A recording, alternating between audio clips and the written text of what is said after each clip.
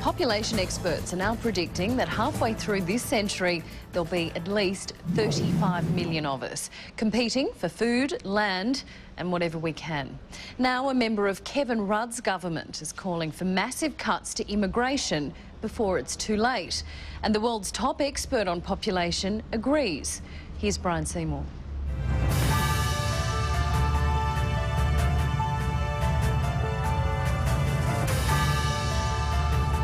Is this our future?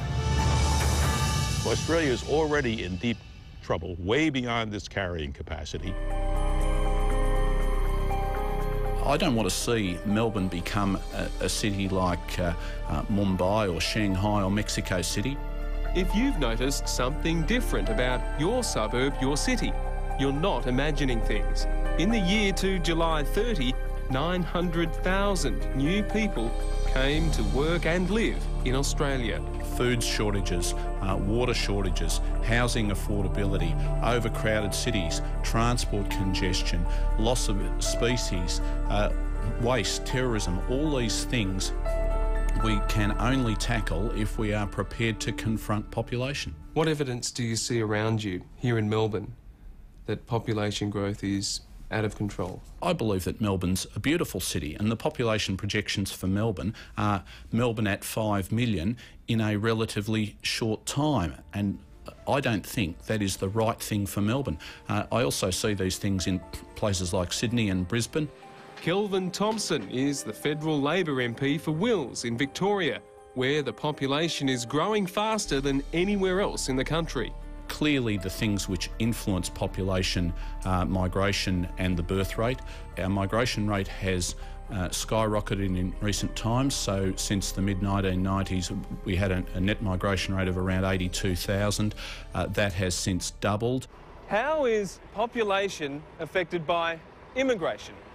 Well, if we look 11 years ago in 1998, and we welcomed 85,120 people to our shores.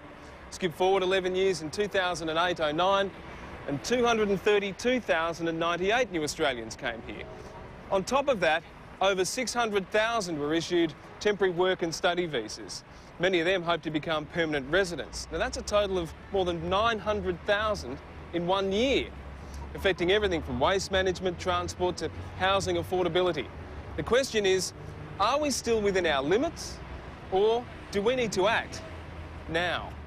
What's crystal clear is Australia should have a shrinking population.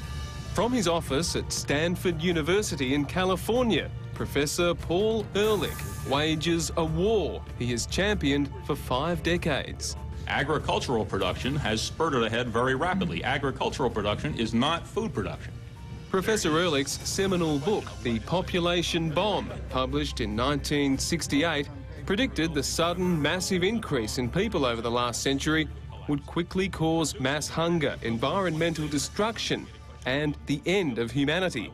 It hasn't happened yet. In the US media and in the roughly 3 years watching the media that I've spent in Australia, I have yet to see anybody point out that the rate of climate change is directly connected with the size of the population. Over the last century, humans have multiplied from 2 billion to more than 6.7 billion.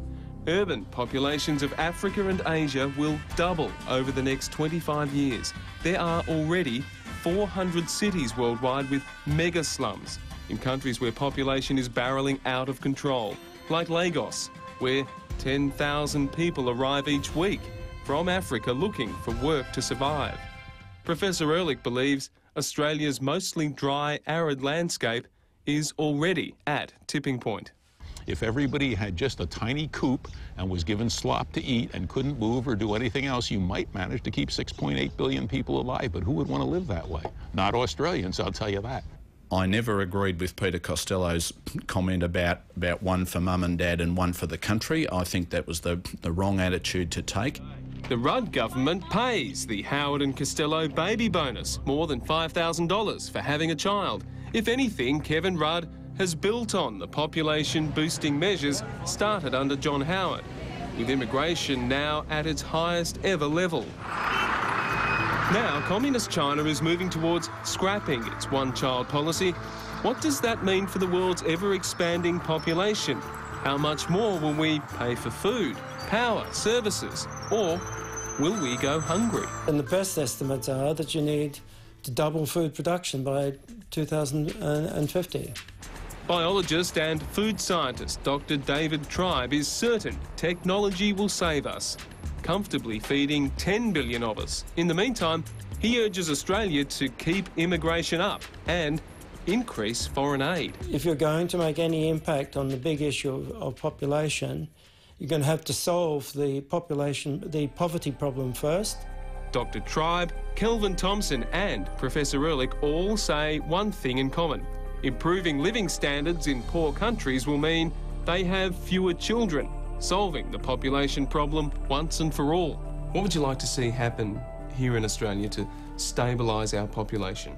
If we were to reduce our migration rate from the levels it's got to, of the order of 170,000 back to 82,000, that would give our immigration authorities more time in which to better assess applicants for entry to Australia.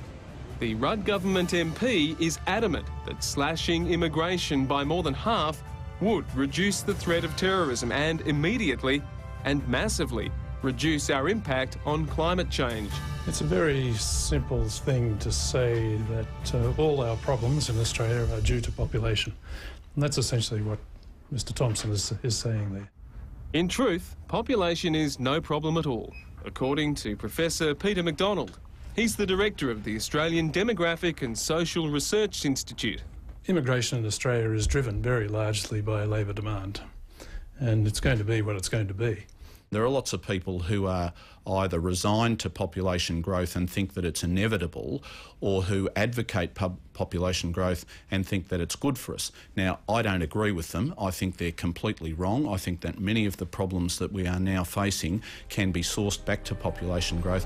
In our favour, Australia is one of the least populated and wealthiest countries in the world. But for how long? But both China and India are trying to catch up. And when they catch up, then it's really going to be bad. Our population right now is just a few thousand off the 22 million mark. Brian Seymour with that report.